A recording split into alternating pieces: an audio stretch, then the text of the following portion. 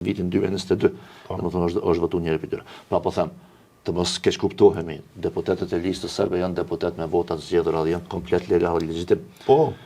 A hintet në marrëveshje me ta ajo për vota të caktuara, kjo varet prej teje. Po. Nuk e kito obligume.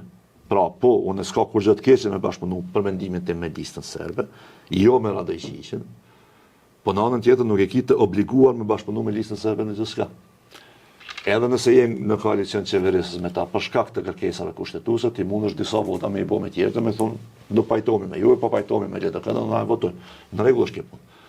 Pra pikërisht shumicën, se nuk u dashke vote dyfisht. Absolutisht. Dhe qëta du me kuptu qytetarët, vetëm në ligjet që kanë të bëjnë me interesin vital të komuniteteve, nevojitet shumica edhe e komuniteteve. Për ndryshe, ligjet tjera votohen me shumicë deputetëve, nuk ka rëndësi ja votojnë komunitetet jo shumica jo.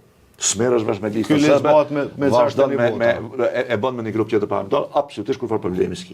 Çfarë do të thonë është që po bashkëpunimi është i domosdoshëm, po bashkëpunimi nuk duhet me u gjyku. Mirë po jo me thonë që bashkëpunimi është i pashmangshëm gjithçka, se nuk është ashtu. So Pinita shërin i ka pas disa arsyetimeve vendosur të thonë që jo duhet gjithçysh, jo për gjithçka.